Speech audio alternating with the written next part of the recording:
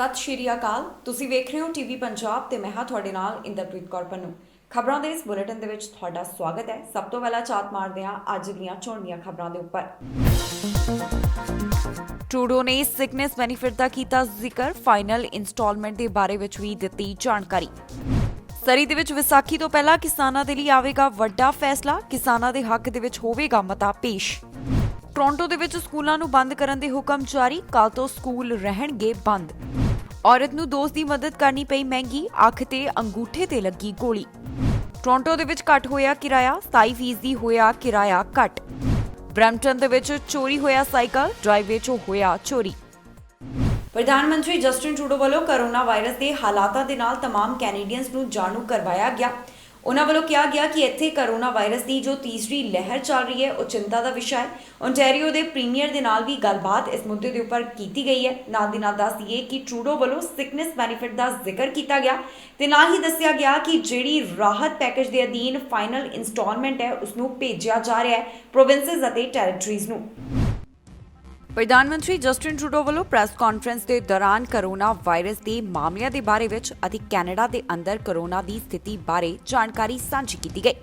ਇਸ ਦੌਰਾਨ ਉਹਨਾਂ ਵੱਲੋਂ ਪੈਂਡੈਮਿਕ ਤੋਂ ਰਾਹਤ ਦੇ ਲਈ ਜਿਹੜੀ ਲਾਸਟ ਜਾਣੀ ਕਿ ਫਾਈਨਲ ਇੰਸਟਾਲਮੈਂਟ ਹੈ ਉਸ ਦਾ ਵੀ ਜ਼ਿਕਰ ਕੀਤਾ ਤੇ ਨਾਲ ਦੀ ਨਾਲ ਉਹਨਾਂ ਦਾ ਧਿਆਨ ਸਿਕਨੈਸ ਬੈਨੀਫਿਟ ਦੇ ਵੱਲ ਵੀ ਦਿਵਾਇਆ ਗਿਆ। ਪ੍ਰਧਾਨ ਮੰਤਰੀ ਟਰੂਡੋ ਵੱਲੋਂ ਦੱਸਿਆ ਗਿਆ ਕਿ ਜਿਹੜੀ ਪੈਂਡੈਮਿਕ ਤੋਂ ਰਾਹਤ ਦੀ ਫਾਈਨਲ ਇੰਸਟਾਲਮੈਂਟ ਹੈ ਉਸ ਨੂੰ ਪ੍ਰੋਵਿੰਸਸ ਅਤੇ ਟੈਰੀਟਰੀਜ਼ ਨੂੰ ਭੇਜਿਆ ਜਾ ਰਿਹਾ ਹੈ ਤੇ ਉਧਰ ਦੂਜੇ ਪਾਸੇ ਟਰੂਡੋ ਵੱਲੋਂ ਫਰੰਟਲਾਈਨ ਵਰਕਰਸ ਨੂੰ ਫੈਡਰਲ ਸਿਕ ਲੀਵ ਬੈਨੀਫਿਟ ਦੇ ਬਾਰੇ ਵਿੱਚ ਜਾਣੂ ਕਰਵਾਇਆ ਗਿਆ। ਇਸ ਦੇ ਨਾਲ ਹੀ ਪ੍ਰੀਮੀਅਰਸ ਨੂੰ ਹੋਰ ਮਦਦ ਦੇ ਬਾਰੇ ਵਿੱਚ ਵੀ ਕਿਹਾ ਗਿਆ ਤਾਂ ਕਿ ਉਹ ਆਪਣੀ ਵੈਕਸੀਨ ਰੋਲ ਆਊਟ ਜਾਣੀ ਕਿ ਟੀਕਾਕਰਨ ਨੂੰ ਹੋਰ ਜ਼ਿਆਦਾ ਤੇਜ਼ ਕਰਨ। ਪ੍ਰਧਾਨ ਮੰਤਰੀ ਨੇ ਕਿਹਾ ਕਿ ਇਹ ਵੇਲਾ ਨਹੀਂ ਕਿ ਅਸੀਂ ਆਪਸ ਦੇ ਵਿੱਚ ਕਿਸੇ ਚੀਜ਼ ਨੂੰ ਲੈ ਕੇ ਬਹਿਸ ਕਰੀਏ, ਡਿਬੇਟ ਕਰੀਏ।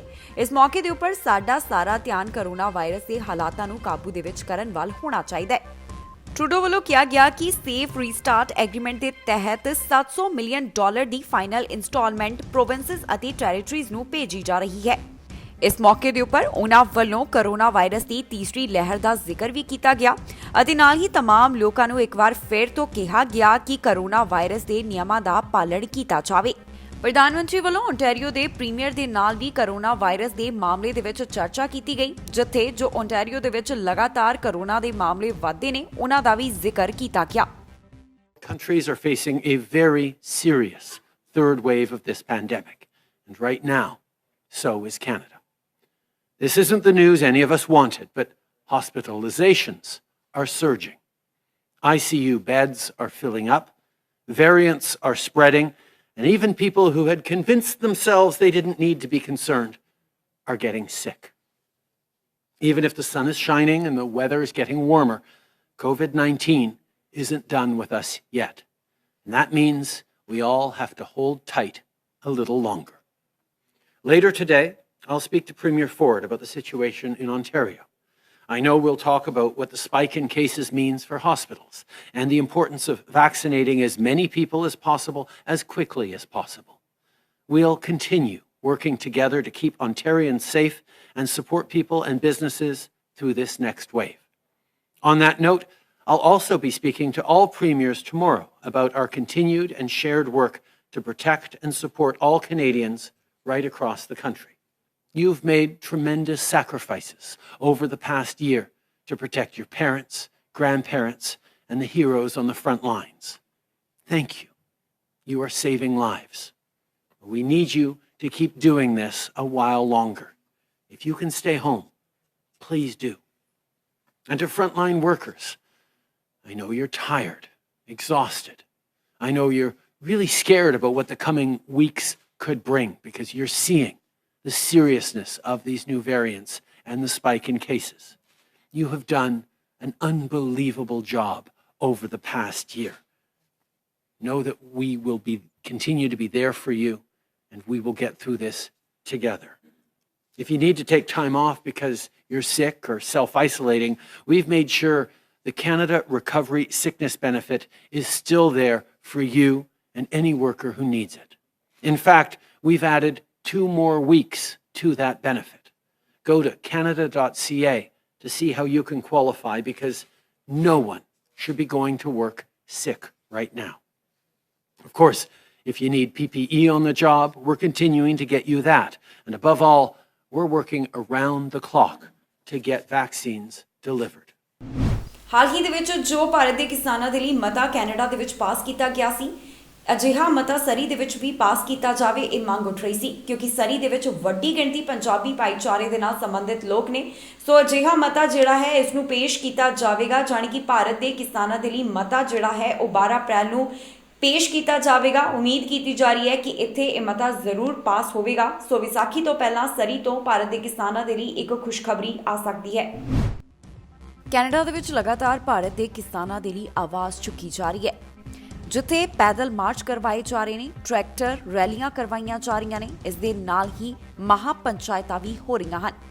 ਬ੍ਰਿਟਿਸ਼ ਕੋਲੰਬੀਆ ਦੇ ਸ਼ਹਿਰ ਸਿਟੀ ਆਫ ਨਿਊ ਵੈਸਟਮਿੰਸਟਰ ਦੇ ਵਿੱਚ ਸਿਟੀ ਆਫ ਵੈਂਕੂਵਰ ਵੱਲੋਂ ਸੰਘਰਸ਼ ਕਰ ਰਹੇ ਭਾਰਤ ਦੇ ਕਿਸਾਨਾਂ ਦੇ ਹੱਕ ਦੇ ਵਿੱਚ ਮਤਾ ਪਾਸ ਕੀਤਾ ਗਿਆ। ਦੱਸ ਦਈਏ ਕਿ ਵੱਡੀ ਗਿਣਤੀ ਦੇ ਵਿੱਚ ਲੋਕਾਂ ਨੇ ਇਸ ਦੌਰਾਨ ਕਿਸਾਨਾਂ ਦੇ ਹੱਕ ਦੇ ਵਿੱਚ ਵੋਟ ਕੀਤੀ ਅਤੇ ਇਸ ਤੋਂ ਬਾਅਦ ਹੁਣ ਸਰੀ ਦੇ ਵਿੱਚ ਵੀ ਅਜਿਹਾ ਹੋਵੇਗਾ। 12 ਅਪ੍ਰੈਲ ਨੂੰ ਕਿਸਾਨਾਂ ਦੇ ਹੱਕ ਦੇ ਵਿੱਚ ਸਰੀ ਵਿੱਚ ਮਤਾ ਪੇਸ਼ ਕੀਤਾ ਜਾਵੇਗਾ।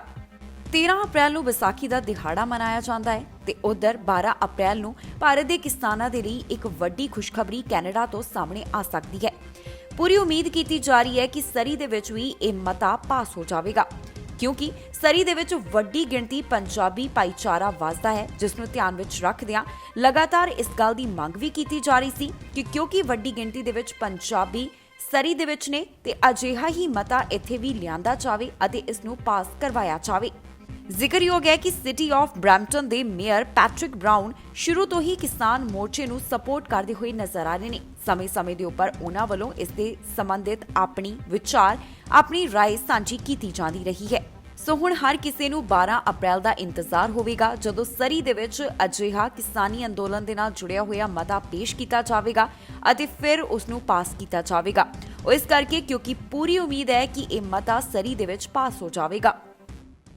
ਟੋਰਾਂਟੋ ਦੇ ਵਿੱਚ ਲਗਾਤਾਰ ਕਰੋਨਾ ਵਾਇਰਸ ਦੇ ਮਾਮਲੇ ਵਧਦੇ ਜਾ ਰਹੇ ਨੇ। 24 ਘੰਟਿਆਂ ਦੌਰਾਨ ਇੱਥੇ 955 ਕਰੋਨਾ ਵਾਇਰਸ ਦੇ ਮਾਮਲਿਆਂ ਦੀ ਪੁਸ਼ਟੀ ਹੋਈ, ਜਿਸ ਤੋਂ ਬਾਅਦ ਸਕੂਲਾਂ ਦੇ ਨਾਲ ਸੰਬੰਧਿਤ ਫੈਸਲਾ ਲਿਆ ਗਿਆ, ਜਿਸ ਦੇ ਵਿੱਚ ਹੁਣ ਕਿਹਾ ਗਿਆ ਕਿ ਕੱਲ ਤੋਂ ਇਹ ਜਿਹੜੇ ਸਕੂਲ ਨੇ ਉਹਨਾਂ ਨੂੰ ਬੰਦ ਰੱਖਿਆ ਜਾਵੇਗਾ।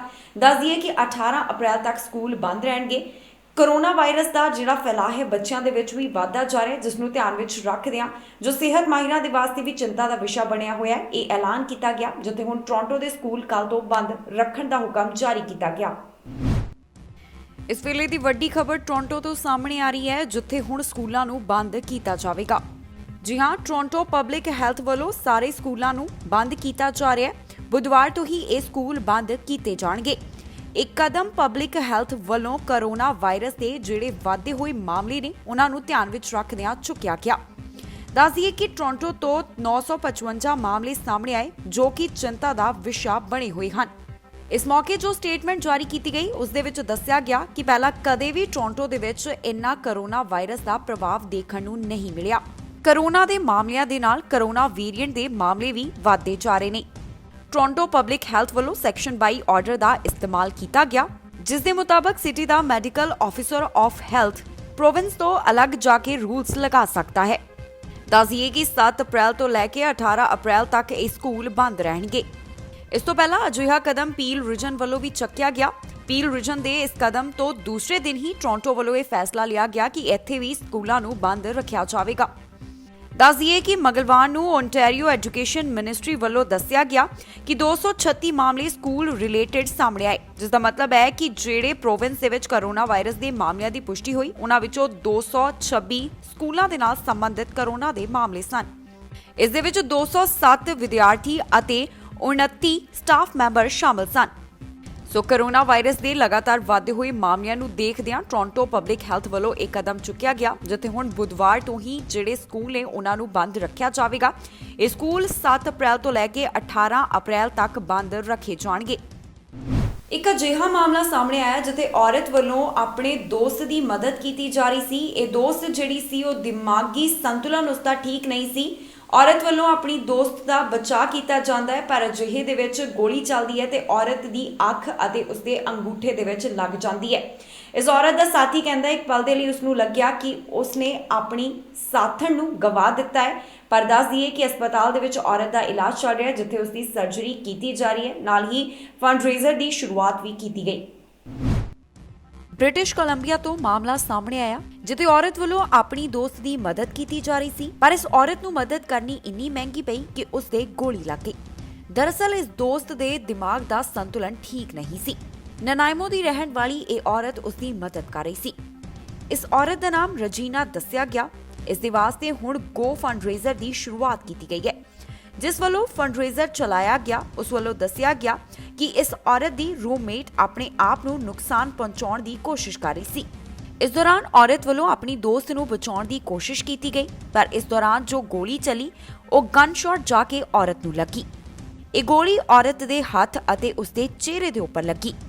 ਇਸ ਔਰਤ ਦੇ ਪਾਰਟਨਰ ਵੱਲੋਂ ਇਸ ਮੌਕੇ ਦੇ ਉੱਪਰ ਆਪਣੇ ਦਰਦ ਨੂੰ ਬਿਆਨ ਕੀਤਾ। ਉਹਨਾਂ ਵੱਲੋਂ ਦੱਸਿਆ ਗਿਆ ਕਿ ਇੱਕ ਪਲ ਦੇ ਲਈ ਤਾਂ ਉਹਨਾਂ ਨੂੰ ਇੰਜ ਲੱਗਿਆ ਕਿ ਉਹਨਾਂ ਦਾ ਸਾਥੀ ਹਮੇਸ਼ਾ ਦੇ ਲਈ ਉਹਨਾਂ ਤੋਂ ਖੋ ਜਾਵੇਗਾ। ਪਰ ਦੱਸ ਦਈਏ ਕਿ ਇਹ ਔਰਤ ਇਸ ਸਮੇਂ ਹਸਪਤਾਲ ਦੇ ਵਿੱਚ ਹੈ, ਵੈਂਕੂਵਰ ਹਸਪੀਟਲ ਦੇ ਵਿੱਚ ਹੈ, ਜਿੱਥੇ ਉਸ ਦੀ ਸਰਜਰੀ ਕੀਤੀ ਜਾ ਰਹੀ ਹੈ ਤਾਂ ਕਿ ਉਸ ਦੀ ਸੱਜੀ ਅੱਖ ਅਤੇ ਅੰਗੂਠੇ ਨੂੰ ਠੀਕ ਕੀਤਾ ਜਾ ਸਕੇ। ਜੀ ਹਾਂ, ਇਸ ਔਰਤ ਦੀ ਸੱਜੀ ਅੱਖ ਅਤੇ ਅੰਗੂਠੇ ਦੇ ਉੱਪਰ ਗੋਲੀ ਲੱਗੀ ਹੈ। ਇਹ ਔਰਤ ਕਾਫੀ ਜ਼ਿਆਦਾ ਦਰਦ ਦੇ ਵਿੱਚ ਹੈ, ਜੋ ਇਸ ਸਮੇਂ ਹਸਪਤਾਲ ਦੇ ਵਿੱਚ ਹੈ। ਸਮੇਂ-ਸਮੇਂ ਦੇ ਉੱਪਰ ਉਸਦੇ ਪਾਰਟਨਰ ਦੇ ਵੱਲੋਂ ਵੀ ਅਪਡੇਟ ਸਾਂਝੀ ਕੀਤੀ ਜਾ ਰਹੀ ਹੈ। ਦੱਸੀਏ ਕਿ ਜੋ ਫੰਡਰੇਜ਼ਰ ਦੀ ਸ਼ੁਰੂਆਤ ਕੀਤੀ ਗਈ ਹੈ ਉਹ $4000 ਦੇ ਨੇੜੇ ਪਹੁੰਚ ਗਿਆ ਹੈ। ਇਸ ਦੀ ਪਲ-ਪਲ ਦੀ ਜਾਣਕਾਰੀ ਆਨਲਾਈਨ ਤੁਸੀਂ ਦੇਖ ਸਕਦੇ ਹੋ। ਟੋਰਾਂਟੋ ਤੋਂ ਮਾਮਲਾ ਸਾਹਮਣੇ ਆਇਆ, ਜਿੱਥੇ ਹੁਣ ਕਿਰਾਇਆ ਘਟਿਆ ਹੈ, ਜਾਣੀ ਕਿ 27% ਦੀ ਕਿਰਾਇਆ ਇੱਥੇ ਘੱਟ ਹੋਇਆ। 2019 ਤੋਂ ਬਾਅਦ ਹੁਣ ਇਹ ਜਿਹੜੀ ਗਿਰਾਵਟ ਹੈ ਇਸ ਦੇ ਵਿੱਚ ਦੇਖੀ ਜਾ ਰਹੀ ਹੈ। ਟੋਰਾਂਟੋ ਦੇ ਵਿੱਚ ਕਿਰਾਏ ਦੀਆਂ ਕੀਮਤਾਂ ਘੱਟ ਹੋਈਆਂ ਹਨ। 2019 ਤੋਂ ਲੈ ਕੇ ਹੁਣ ਤੱਕ ਕਿਰਾਏ ਦੀਆਂ ਕੀਮਤਾਂ 27% ਹੇਠਾਂ ਆਈਆਂ। ਜੀ ਹਾਂ, ਡਾਊਨਟਾਊਨ ਕੌਂਡੋ ਯੂਨਿਟ ਜਿਹੜੇ ਕਿ 300 ਸਕੁਆਇਰ ਫਿਟ ਹਨ, ਜਿਨ੍ਹਾਂ ਨੂੰ ਮਾਈਕਰੋ ਕੌਂਡੋ ਯੂਨਿਟਸ ਵੀ ਕਿਹਾ ਜਾਂਦਾ ਹੈ, ਉਹਨਾਂ ਦਾ ਕਿਰਾਇਆ 27% ਦੇ ਨਾਲ ਘੱਟ ਹੋਇਆ ਹੈ।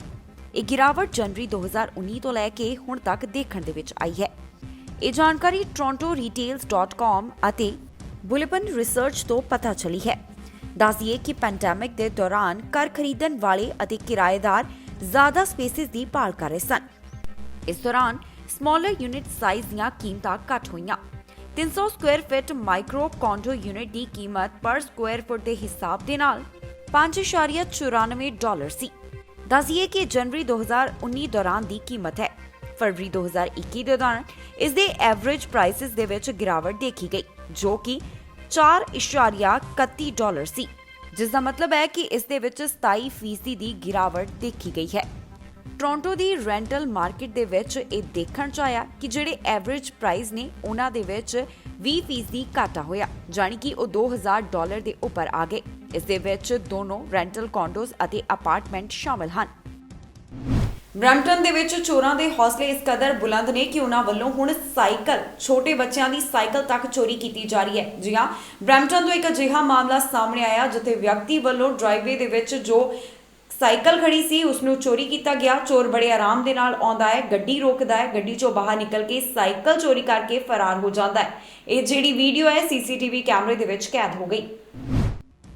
ਬਰੈਂਪਟਨ ਤੋਂ ਇੱਕ ਅਜਿਹਾ ਚੋਰੀ ਦਾ ਮਾਮਲਾ ਸਾਹਮਣੇ ਆਇਆ ਜੋ ਬਹੁਤਿਆਂ ਨੂੰ ਹੈਰਾਨ ਕਰ ਦੇਵੇਗਾ।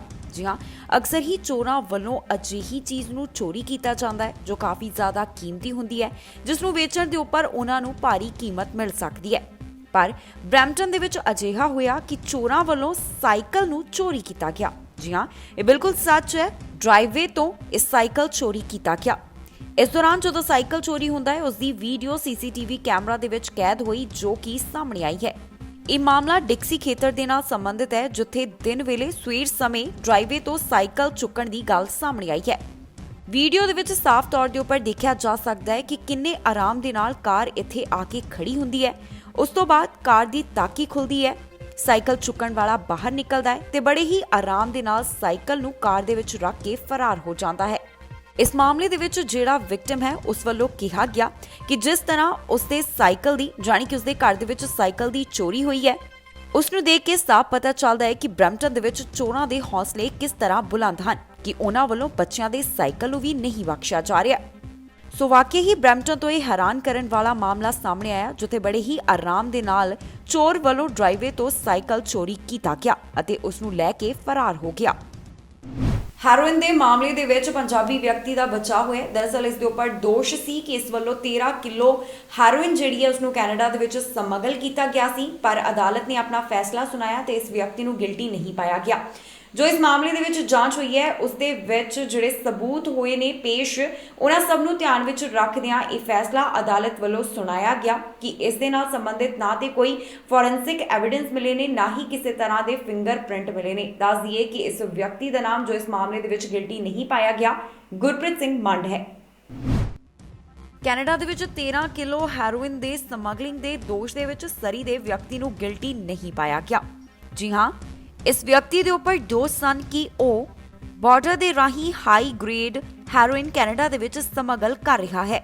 ਅਗਸਤ 18, 2017 ਨੂੰ ਬ੍ਰਿਟਿਸ਼ ਕੋਲੰਬੀਆ ਦੀ ਸੁਪਰੀਮ ਕੋਰਟ ਦੇ ਵਿੱਚ ਇਸ ਨੂੰ ਗਿਲਟੀ ਨਹੀਂ ਪਾਇਆ ਗਿਆ। ਇਹ ਵਿਅਕਤੀ ਸਰੀ ਦਾ ਰਹਿਣ ਵਾਲਾ ਹੈ ਤੇ ਇਸ ਦਾ ਨਾਮ ਗੁਰਪ੍ਰੀਤ ਸਿੰਘ ਮੰਡ ਹੈ। ਗੁਰਪ੍ਰੀਤ ਸਿੰਘ ਮੰਡ ਵੱਲੋਂ ਇਹ ਕਿਹਾ ਗਿਆ ਸੀ ਕਿ ਇਹ ਨਸ਼ਾ ਉਸਦੇ ਬੈਗ ਦੇ ਵਿੱਚ, ਜਾਣੀ ਕਿ ਉਸਦੀ ਕਾਰ ਦੇ ਵਿੱਚ ਕਿਵੇਂ ਆਇਆ, ਉਸ ਨੂੰ ਇਸ ਦੇ ਬਾਰੇ ਕੋਈ ਵੀ ਜਾਣਕਾਰੀ ਨਹੀਂ ਹੈ। ਕੈਨੇਡਾ ਬਾਰਡਰ ਸਰਵਿਸਿਜ਼ ਏਜੰਸੀ ਵੱਲੋਂ ਇਹ ਨਸ਼ਾ ਜਾਣੀ ਕਿ ਹੈਰੋਇਨ ਫੜੀ ਗਈ ਸੀ। ਇਹ ਵਿਅਕਤੀ ਕਾਰ ਦੇ ਵਿੱਚ ਜਾ ਰਿਹਾ ਸੀ। ਇਸ ਦੇ ਕੋਲ ਇੱਕ ਸੂਟਕੇਸ ਸੀ, ਇੱਕ ਟਰੰਕ ਸੀ, ਜਿਸ ਦੇ ਵਿੱਚੋਂ ਨਸ਼ੇ ਨੂੰ ਬਰਾਮਦ ਕੀਤਾ ਗਿਆ। ਕਿਉਂਕਿ ਇਹ ਵਿਅਕਤੀ ਅਦਾਲਤ ਦੇ ਵਿੱਚ ਗਿਲਟੀ ਨਹੀਂ ਪਾਇਆ ਗਿਆ, ਇਸ ਦੇ ਬਾਰੇ ਵਿੱਚ ਜਸਟਿਸ ਮੀਨਾ ਵੱਲੋਂ ਆਪਣਾ ਪੱਖ ਰੱਖਿਆ ਗਿਆ ਹੈ। ਮੀਨਾ ਦਾ ਕਹਿਣਾ ਹੈ ਕਿ ਉਹ ਇਹ ਪੂਰੀ ਤਰ੍ਹਾਂ ਨਹੀਂ ਮੰਨਦੀ ਕਿ ਇਸ ਵਿਅਕਤੀ ਨੂੰ ਨਸ਼ੇ ਦੇ ਬਾਰੇ ਵਿੱਚ ਕੋਈ ਜਾਣਕਾਰੀ ਨਹੀਂ ਸੀ, ਪਰ ਜੋ ਵੀ ਇਸ ਮਾਮਲੇ ਦੇ ਵਿੱਚ ਜਾਂਚ ਪੜਤਾਲ ਹੋਈ ਹੈ ਉਸ ਤੋਂ ਬਾਅਦ ਅਤੇ ਸਾਰੀਆਂ ਚੀਜ਼ਾਂ ਨੂੰ ਧਿਆਨ ਦੇ ਵਿੱਚ ਰੱਖਦਿਆਂ ਇਹੀ ਪਤਾ ਚੱਲਦਾ ਹੈ ਕਿ ਇਹ ਵਿਅਕਤੀ ਇਸ ਮਾਮਲੇ ਦੇ ਵਿੱਚ ਗਿਲਟੀ ਨਹੀਂ ਹੈ। ਦੱਸ ਦਈਏ ਕਿ ਮੰਡ ਨੂੰ ਹੈਰੋਇਨ ਦੀ ਤਸਕਰੀ ਅਤੇ ਇਸ ਨੂੰ ਇੰਪੋਰਟ ਕਰਨ ਦੇ ਮਾਮਲੇ ਦੇ ਵਿੱਚ ਚਾਰਜ ਕੀਤਾ ਗਿਆ ਸੀ। ਜੋ ਮਾਮਲਾ ਸਾਹਮਣੇ ਆਇਆ ਸੀ ਉਸ ਦੇ ਮੁਤਾਬਕ ਮੰਡ ਰਾਤ ਨੂੰ ਬਾਰਡਰ ਕ੍ਰਾਸ ਕਰਨ ਦੀ ਕੋਸ਼ਿਸ਼ ਕਰ ਰਿਹਾ ਸੀ। ਉਸ ਵੱਲੋਂ ਹੁੰਡਈ ਕਾਰ ਚਲਾਈ ਜਾ ਰਹੀ ਸੀ। ਜਦੋਂ ਉਸ ਦੀ ਕਾਰ ਦੇ ਵਿੱਚੋਂ ਟਰੰਕ ਮਿਲਿਆ ਜਿਸ ਦੇ ਵਿੱਚੋਂ ਨਸ਼ਾ ਬਰਾਮਦ ਹੋਇਆ, ਤਾਂ ਉਸ ਵੇਲੇ ਗੁਰਪ੍ਰੀਤ ਸਿੰਘ ਮੰਡ ਨੇ ਦੱਸਿਆ ਸੀ ਕਿ ਉਸ ਨੂੰ ਨਹੀਂ ਪਤਾ ਕਿ ਉਸ ਦੀ ਕਾਰ ਦੇ ਵਿੱਚ ਨਸ਼ਾ ਕਿਵੇਂ ਆਇਆ, ਕਿਉਂਕਿ ਉਸ ਦੀ ਕਾਰ ਰਿਪੇਅਰ ਦੇ ਵਾਸਤੇ ਗਈ ਹੋਈ ਸੀ। ਫਿਰ ਇਸ ਮਾਮਲੇ ਦੇ ਉੱਪਰ ਪੂਰੀ ਪੁੱਛ ਪੜਤਾਲ ਕੀਤੀ ਗਈ, ਕਾਰਵਾਈ ਕੀਤੀ ਗਈ, ਜਿਸ ਤੋਂ ਬਾਅਦ ਕੋਰਟ ਵੱਲੋਂ ਆਪਣਾ ਫੈਸਲਾ ਸੁਣਾਇਆ ਗਿਆ। ਦੱਸੀਏ ਕਿ ਇਸ ਮੌਕੇ ਦੇ ਉੱਪਰ ਟਰੰਕ ਦੇ ਉੱਪਰ ਜਿਹੜਾ ਪਲਾਸਟਿਕ ਰੈਪ ਲੱਗਿਆ ਹੋਇਆ ਸੀ ਉਸ ਦੇ ਉੱਪਰ ਉਸਦੇ ਜਾਣੀ ਕਿ ਗੁਰਪ੍ਰੀਤ ਮੰਡ ਦੇ ਉਂਗਲੀਆਂ ਦੇ ਨਿਸ਼ਾਨ ਨਹੀਂ ਪਾਏ ਗਏ, ਉਸਦੇ ਫਿੰਗਰਪ੍ਰਿੰਟ ਮੈਚ ਨਹੀਂ ਹੋਏ ਅਤੇ ਨਾ ਹੀ ਫੋਰੈਂਸਿਕ ਐਵੀਡੈਂਸ ਕੋਈ ਵੀ ਇਸ ਮਾਮਲੇ ਦੇ ਵਿੱਚ ਸਾਹਮਣੇ ਆਇਆ, ਜਿਸ ਦੇ ਚੱਲਦਿਆਂ ਹੁਣ ਗੁਰਪ੍ਰੀਤ ਸਿੰਘ ਮੰਡ ਨੂੰ ਗਿਲਟੀ ਨਹੀਂ ਪਾਇਆ ਗਿਆ। ਐਸਟ੍ਰਾਜੈਨੇਕਾ ਵੈਕਸੀਨ ਦੇ ਨਾਲ ਜੋ ਬਲੱਡ ਕਲੌਟ ਦਾ ਵਿਵਾਦ ਜੁੜਿਆ ਉਹ ਰੁਕਣ ਦਾ ਨਾਮ ਨਹੀਂ ਲੈ ਰਿਹਾ। ਇਸ ਦੇ ਨਾਲ ਸੰਬੰਧਿਤ ਲਗਾਤਾਰ ਆਮ ਲੋਕਾਂ ਵੱਲੋਂ ਵੀ ਸਵਾਲ ਪੁੱਛੇ ਜਾ ਰਹੇ ਨੇ। ਕਿਹਾ ਜਾ ਰਿਹਾ ਹੈ ਕਿ ਐਸਟ੍ਰਾਜੈਨੇਕਾ ਵੈਕਸੀਨ ਦੇ ਇਸ ਮਾਮਲੇ ਦੇ ਨਾਲ ਸੰਬੰਧਿਤ ਪ੍ਰੈਸ ਕਾਨਫਰੰਸ ਇਸ ਹਫ਼ਤੇ ਕੀਤੀ ਜਾ ਰਹੀ ਹੈ, ਜਿਸ ਦੇ ਵਿੱਚ तमाम ਗੱਲਾਂ ਦੇ ਨਾਲ ਜਾਣੂ ਕਰਵਾਇਆ ਜਾਵੇਗਾ। ਦੱਸ ਦਈਏ ਕਿ ਬਹੁਤ ਸਾਰੇ ਦੇਸ਼ ਅਜਿਹੇ ਨੇ ਜਿਨ੍ਹਾਂ ਵੱਲੋਂ ਨੌਜਵਾਨਾਂ ਦੇ ਉੱਪਰ ਇਸ ਟੀਕੇ ਦੀ ਵਰਤੋਂ ਦੇ ਉੱਪਰ ਰੋਕ ਲਗਾ ਦਿੱਤੀ ਗਈ। ਐਸਟ੍ਰਾਜੈਨੇਕਾ ਵੈਕਸੀਨ ਦੇ ਉੱਪਰ ਜੋ ਬਲੱਡ ਕਲੌਟ ਦੇ ਮਾਮਲਾ ਹੈ ਉਹ ਰੁਕਣ ਦਾ ਨਾਮ ਨਹੀਂ ਲੈ ਰਿਹਾ। ਜਿਹਾਂ ਲਗਾਤਾਰ ਇਸ ਵਿਵਾਦ ਨੂੰ ਲੈ ਕੇ ਕਈ ਤਰ੍ਹਾਂ ਦੇ ਸਵਾਲ ਚੁੱਕੇ ਜਾ ਰਹੇ ਨੇ। ਯੂਰਪ ਡਰੱਗ ਰੈਗੂਲੇਟਰਸ ਵੱਲੋਂ ਇਸ ਬਾਰੇ ਕਿਹਾ ਗਿਆ ਕਿ ਐਸਟ੍ਰਾਜੈਨੇਕਾ ਬਲੱਡ ਕਲੌਟ ਦੇ ਉੱਪਰ ਰਿਵਿਊ ਇਸ ਹਫ਼ਤੇ ਆਵੇਗਾ। ਯੂਰਪੀਅਨ ਮੈਡੀਸਿਨਸ ਵਾਚਡੌਗ ਵੱਲੋਂ ਇਸ ਬਾਰੇ ਇਹ ਜਾਣਕਾਰੀ ਦਿੱਤੀ ਗਈ ਕਿ ਇਸ ਹਫ਼ਤੇ ਬਲੱਡ ਕਲੌਟ ਦੇ ਮਾਮਲੇ ਦੇ ਵਿੱਚ ਪ੍ਰੈਸ ਕਾਨਫਰੰਸ ਕੀਤੇ ਜਾਣ ਦੀ ਉਮੀਦ ਹੈ। ਇਸ ਵੈਕਸੀਨ ਦੀ ਸੇਫਟੀ ਦੇ ਬਾਰੇ ਵਿੱਚ ਪ੍ਰੈਸ ਕਾਨਫਰੰਸ ਕੀਤੀ ਜਾਵੇਗੀ। ਨਾਲ ਦੀ ਨਾਲ ਜਾਣਕਾਰੀ ਦਿੱਤੀ ਜਾਵੇਗੀ ਕਿ ਜਿਨ੍ਹਾਂ ਲੋਕਾਂ ਵੱਲੋਂ ਇਹ ਵੈਕਸੀਨ ਲਗਵਾਈ ਗਈ ਅਤੇ ਉਹਨਾਂ ਚੋਂ ਕਈਆਂ ਦੇ ਬਲੱਡ ਕਲੌਟ ਬਣੇ ਹਨ, ਇਸ ਦੇ ਬਾਰੇ ਵਿੱਚ ਵੀ ਅਪਡੇਟ ਸਾਂਝੀ ਕੀਤੀ ਜਾਵੇਗੀ। ਦੱਸ ਦਈਏ ਕਿ ਇਹ ਪ੍ਰੈਸ ਕਾਨਫਰੰਸ ਜਾਂ ਤਾਂ 7 ਅਪ੍ਰੈਲ ਨੂੰ ਅਤੇ ਜਾਂ ਫਿਰ 8 ਅਪ੍ਰੈਲ ਨੂੰ ਹੋਵੇਗੀ। ਹੁਣ ਤੱਕ ਯੂਰਪ ਦੇ ਵਿੱਚ 9.2 ਮਿਲੀਅਨ ਲੋਕਾਂ ਨੂੰ ਐਸਟ੍ਰਾਜੈਨੇਕਾ ਵੈਕਸੀਨ ਲਗਾਈ ਗਈ, ਜਿਨ੍ਹਾਂ ਵਿੱਚੋਂ 44 ਅਜਿਹੇ ਮਾਮਲੇ ਸਾਹਮਣੇ ਆਏ ਜਿਨ੍ਹਾਂ ਦੇ ਵਿੱਚ ਰੇਅਰ ਬਲੱਡ ਕਲੌਟ ਬਣੇ। ਇਹ ਮਾਮਲਾ ਲਗਾਤਾਰ ਚੁੱਕਿਆ ਜਾਂਦਾ ਰਿਹਾ, ਜਿਸ ਤੋਂ ਬਾਅਦ ਯੂਰਪ ਨੇ ਸਭ ਤੋਂ ਪਹਿਲਾਂ ਬਲੱਡ ਕਲੌਟ ਦੇ ਬਾਰੇ ਜਦੋਂ ਜਾਣਕਾਰੀ ਸਾਂਝੀ ਕੀਤੀ ਗਈ ਸੀ, ਉਸ ਤੋਂ ਬਾਅਦ ਵੱਖ-ਵੱਖ ਦੇਸ਼ਾਂ ਦੇ ਵਿੱਚ ਵੀ ਇਸ ਵੈਕਸੀਨ ਨੂੰ ਲੈ ਕੇ ਸਵਾਲ ਪੁੱਛੇ ਜਾਣੇ ਸ਼ੁਰੂ ਹੋ ਗਏ। ਉਧਰ ਜੇਕਰ ਵਿਸ਼ਵ ਸਿਹਤ ਸੰਗਠਨ ਦੀ ਗੱਲ ਕਰੀਏ ਤਾਂ ਉਹਨਾਂ ਵੱਲੋਂ ਵੀ ਇਸ ਟੀਕੇ ਨੂੰ ਬੈਕਡ ਕਰ ਲਿਆ ਗਿਆ ਹੈ। National advisory committee on immunisation ਵੱਲੋਂ ਕਿਹਾ ਗਿਆ ਕਿ 55 ਸਾਲ ਤੋਂ ਘੱਟ ਉਮਰ ਵਾਲਿਆਂ ਨੂੰ ਇਹ ਟੀਕਾ ਨਾ ਲਗਾਇਆ ਜਾਵੇ। ਇਸ ਦੇ ਨਾਲ ਹੀ ਦੱਸੀਏ ਕਿ ਫਰਾਂਸ, ਜਰਮਨੀ, ਨੀਦਰਲੈਂਡ ਅਜਿਹੇ ਦੇਸ਼ ਹਨ ਜਿਨ੍ਹਾਂ ਵੱਲੋਂ ਨੌਜਵਾਨਾਂ ਦੇ ਉੱਪਰ ਐਸਟ੍ਰਾਜੈਨੇਕਾ ਵੈਕਸੀਨ ਨੂੰ ਸਸਪੈਂਡ ਕਰ ਦਿੱਤਾ ਗਿਆ, ਜਿਸ ਦਾ ਮਤਲਬ ਹੈ ਕਿ ਇਹਨਾਂ ਦੇਸ਼ਾਂ ਦੇ ਵਿੱਚ ਨੌਜਵਾਨਾਂ ਦੇ ਉੱਪਰ ਇਹ ਟੀਕਾ ਨਹੀਂ ਲਗਾਇਆ ਜਾਵੇਗਾ। ਸੋ ਵੱਖ-ਵੱਖ ਦੇਸ਼ਾਂ ਵੱਲੋਂ ਇਸ ਟੀਕੇ ਨੂੰ ਲੈ ਕੇ ਸਵਾਲ ਪੁੱਛੇ ਜਾ ਰਹੇ ਨੇ ਤੇ ਨਾਲ ਦੀ ਨਾਲ ਕੰਪਨੀ ਵੱਲੋਂ ਵੀ ਆਪਣੇ ਸਮੇਂ-ਸਮੇਂ ਦੇ ਉੱਪਰ ਬਿਆਨ ਜਾਰੀ ਕੀਤੇ ਜਾ ਰਹੇ ਨੇ।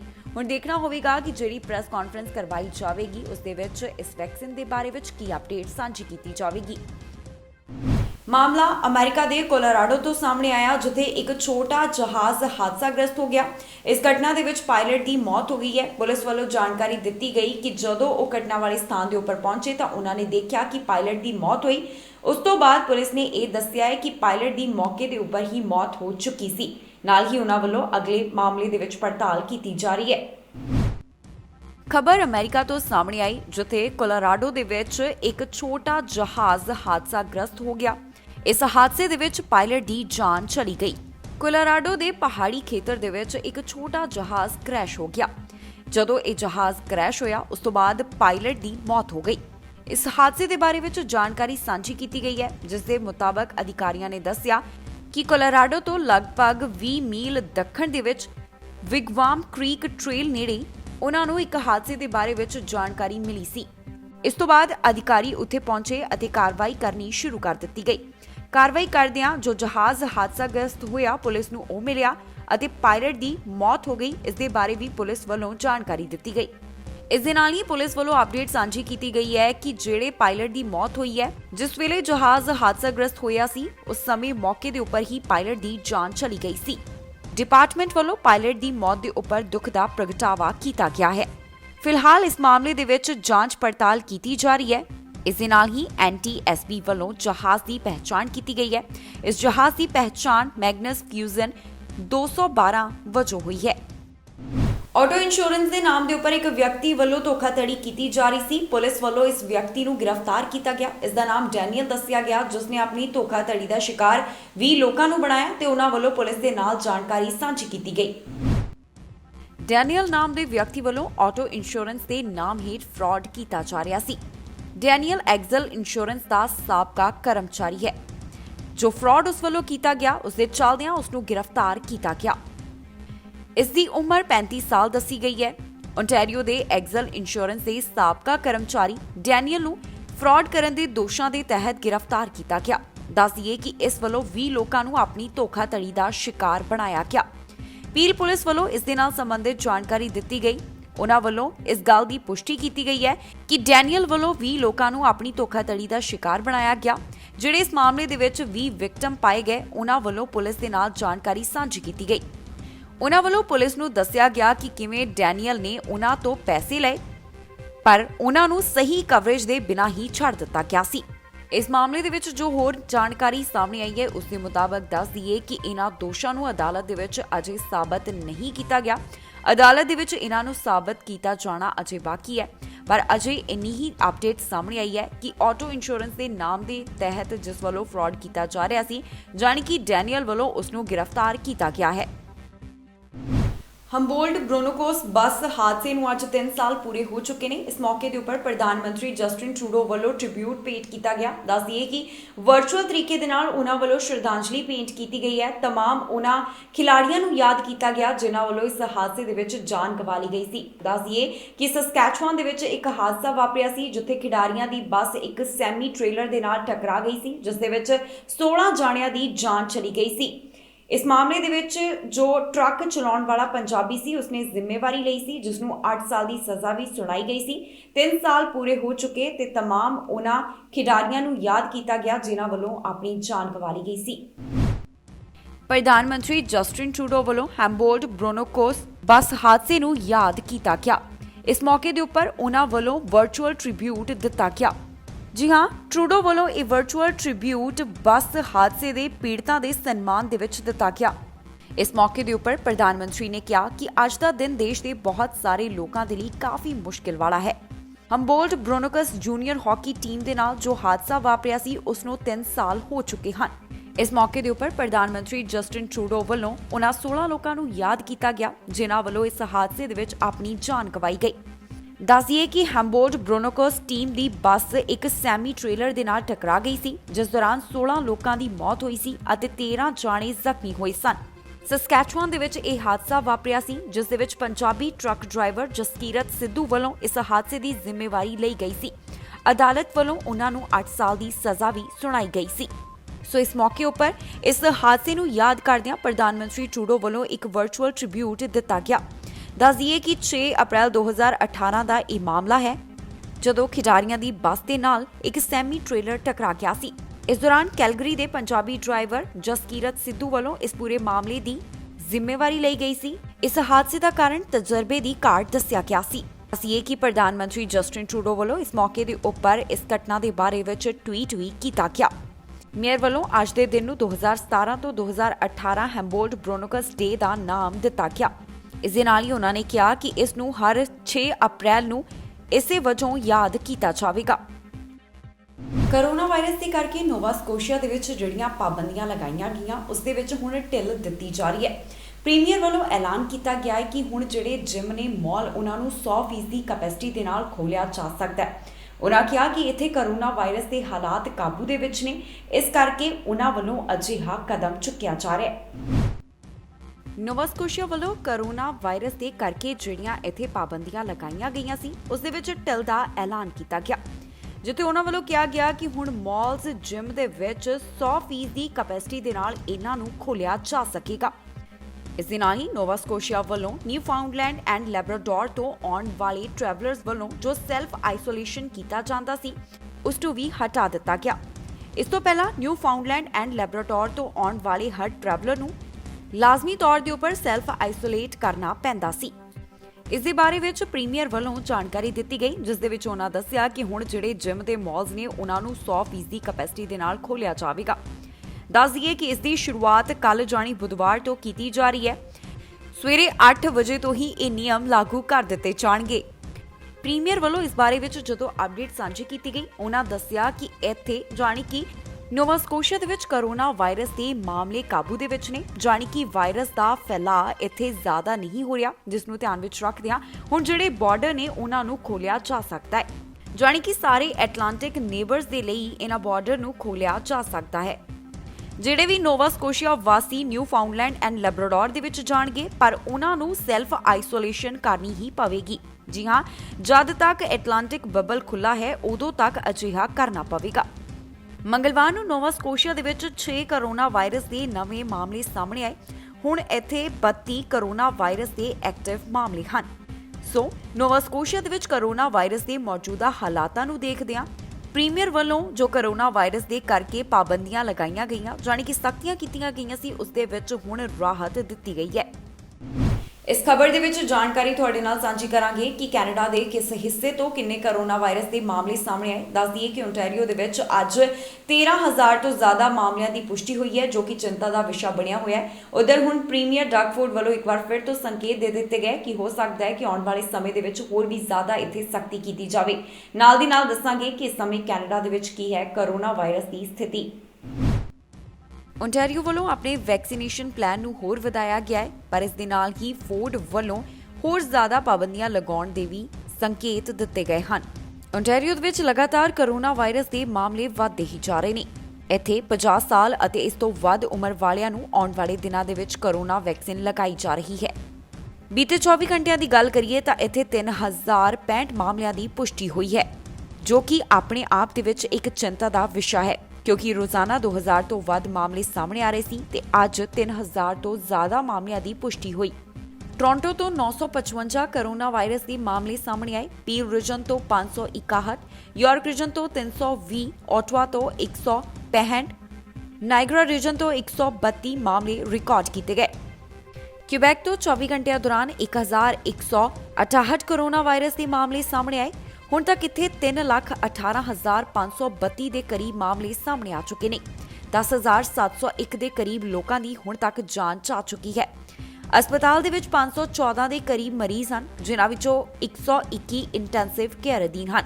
ਜਾਣਕਾਰੀ ਦੇ ਮੁਤਾਬਕ ਹੁਣ ਤੱਕ ਇੱਥੇ 24 ਘੰਟਿਆਂ ਦੇ ਦੌਰਾਨ 39,816 ਦੇ ਕਰੀਬ ਕਰੋਨਾ ਵੈਕਸੀਨ ਲਗਾਈਆਂ ਜਾ ਚੁੱਕੀਆਂ ਨੇ, ਜਾਣੀ ਕਿ ਵੈਕਸੀਨ ਸ਼ਾਟਸ ਲਗਾਏ ਗਏ।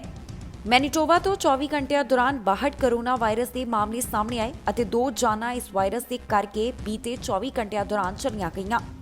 ਕੈਨੇਡਾ ਦੇ ਵਿੱਚ ਹੁਣ ਤੱਕ 1,02,000 ਦੇ ਕਰੀਬ ਕਰੋਨਾ ਦੇ ਮਾਮਲੇ ਸਾਹਮਣੇ ਆ ਚੁੱਕੇ ਨੇ। ਇਸ ਦੇ ਨਾਲ ਹੀ 23,132 ਦੇ ਕਰੀਬ ਲੋਕਾਂ ਦੀ ਜਾਨ ਹੁਣ ਤੱਕ ਜਾ ਚੁੱਕੀ ਹੈ। 9,36,000 ਦੇ ਕਰੀਬ ਉਹ ਹਨ ਜਿਨ੍ਹਾਂ ਵੱਲੋਂ ਕਰੋਨਾ ਵਾਇਰਸ ਨੂੰ ਮਾਤ ਦਿੱਤੀ ਗਈ, ਜਾਣੀ ਕਿ ਕੈਨੇਡਾ ਦੇ ਰਿਕਵਰਡ ਕੇਸ। ਇਸ ਦੇ ਨਾਲ ਹੀ ਜਾਂਦੇ ਇੱਕ ਵਾਰ ਫਿਰ ਤੋਂ ਝਾਤ ਮਾਰਦੇ ਹਾਂ ਅੱਜ ਦੀਆਂ ਚੋਣਵੀਆਂ ਖਬਰਾਂ ਦੇ ਉੱਪਰ। ਟਰੂਡੋ ਨੇ ਸਿਕਨੈਸ ਬੈਨੀਫਿਟ ਦਾ ਕੀਤਾ ਜ਼ਿਕਰ, ਫਾਈਨਲ ਇੰਸਟਾਲਮੈਂਟ ਦੇ ਬਾਰੇ ਵਿੱਚ ਵੀ ਦਿੱਤੀ ਜਾਣਕਾਰੀ। ਸਰੀ ਦੇ ਵਿੱਚ ਵਿਸਾਖੀ ਤੋਂ ਪਹਿਲਾਂ ਕਿਸਾਨਾਂ ਦੇ ਲਈ ਆਵੇਗਾ ਵੱਡਾ ਫੈਸਲਾ, ਕਿਸਾਨਾਂ ਦੇ ਹੱਕ ਦੇ ਵਿੱਚ ਹੋਵੇਗਾ ਮਤਾ ਪੇਸ਼। ਟੋਰਾਂਟੋ ਦੇ ਵਿੱਚ ਸਕੂਲਾਂ ਨੂੰ ਬੰਦ ਕਰਨ ਦੇ ਹੁਕਮ ਜਾਰੀ, ਕੱਲ੍ਹ ਤੋਂ ਸਕੂਲ ਰਹਿਣਗੇ ਬੰਦ। ਔਰਤ ਨੂੰ ਦੋਸਤ ਦੀ ਮਦਦ ਕਰਨੀ ਪਈ ਮਹਿੰਗੀ, ਅੱਖ ਤੇ ਅੰਗੂਠੇ ਤੇ ਲੱਗੀ ਗੋਲੀ। ਟੋਰਾਂਟੋ ਦੇ ਵਿੱਚ ਘੱਟ ਹੋਇਆ ਕਿਰਾਇਆ, 27% ਹੋਇਆ ਕਿਰਾਇਆ ਘੱਟ। ਬਰੈਂਪਟਨ ਦੇ ਵਿੱਚ ਚੋਰੀ ਹੋਇਆ ਸਾਈਕਲ, ਡਰਾਈਵੇ 'ਚੋਂ ਹੋਇਆ ਚੋਰੀ।